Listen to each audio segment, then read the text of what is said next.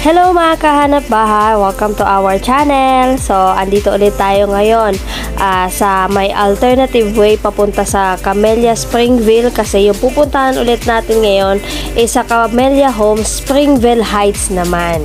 Okay, so para dun sa mga nagtatanong kung paano pumunta dito, I suggest na ang ilagay nyo sa Google Maps nyo is Molino 7 kasi hindi yung Camellia Homes na nilalabas ng Google Maps hindi po dito sa Camellia Springville kaya mawawala talaga kayo. So yun yung tip ko lang sa inyo kung gusto nyong tingnan itong unit na ipapakita namin sa inyo. Magtanong na rin pala kayo sa mga tricycle driver kung paano pumunta dito sa Springville Heights kasi malayo siya at the same time magulo din siya. Hindi rin siya yung madaling puntahan.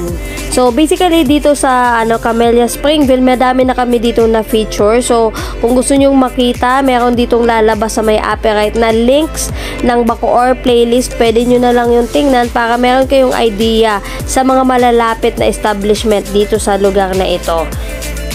Pero para meron kayong idea na din, okay, malapit ito sa Las Piñas tsaka Alabang, yung Springville. Tsaka dito, yung lugar na ito paakyat. So, hindi ito talaga binabaha yung area na ito. So, yung Camellia Springville kasi, para siyang malaking subdivision na madaming mga subdivision sa loob.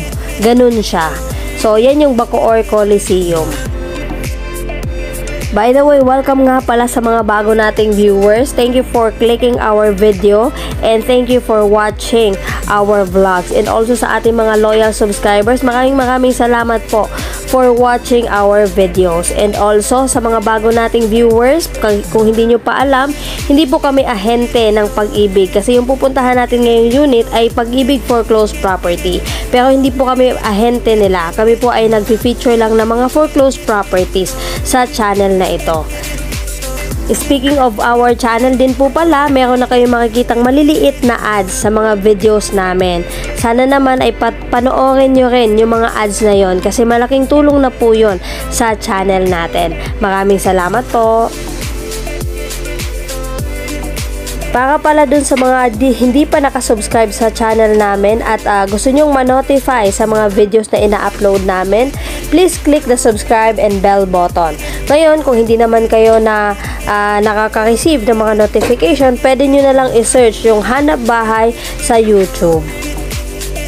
Kung sakaling hindi nyo pa napanood yung mga videos namin dito sa Camellia Springville, yung tricycle papunta dito sa Springville Heights, special siya, mga 60 pesos daw yung bayad.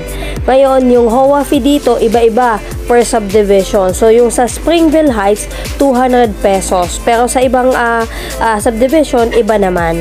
So, yung dating pinuntahan namin dito, kumanan kami dito. Pero ito, diretso lang. So, kung pupunta kayo dito, diretsuhin nyo lang ito and then kakaliwa kayo. So, ayan, nung dumiretso kami, medyo lumagpas na naman kami. Like I said, medyo mas challenging dito maghanap ng mga unit sa Camellia Springville. But anyway, bumalik na lang kami and then diniretso na namin dun sa tinuro nung napagtanungan namin. Yung amenities pala dito, hindi na namin na ipakita kasi usually naman yung mga amenities per subdivision, mga lang yun, basketball court. Yun yung mga amenities dito. Of course, may sarili silang tangke kasi dahil Camellia ito, prime water po yung provider nila dito ng tubig.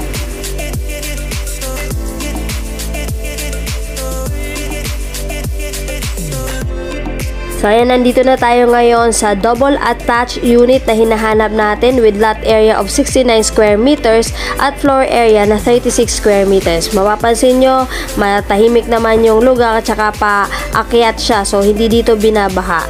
Yung minimum bid price pala nito sa Pag-ibig is 835,259.60 pesos. So, nakikita nyo dito sa may kaliwa, diba? Maganda na yung bahay, pinataasan niya.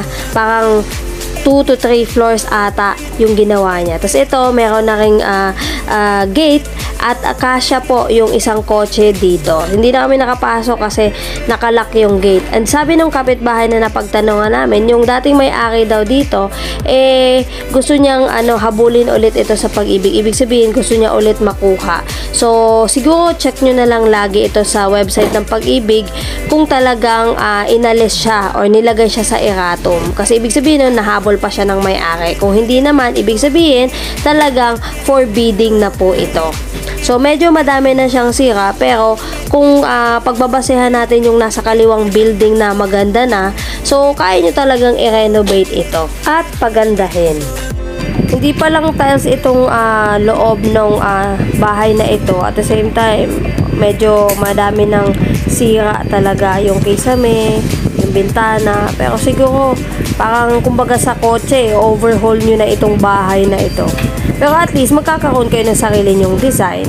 Dahil pwede nyong ipagawa, pataasan, katulad nung nasa kapitbahay. So, ayan mga kahanap bahay, thank you for watching and good luck sa bidding!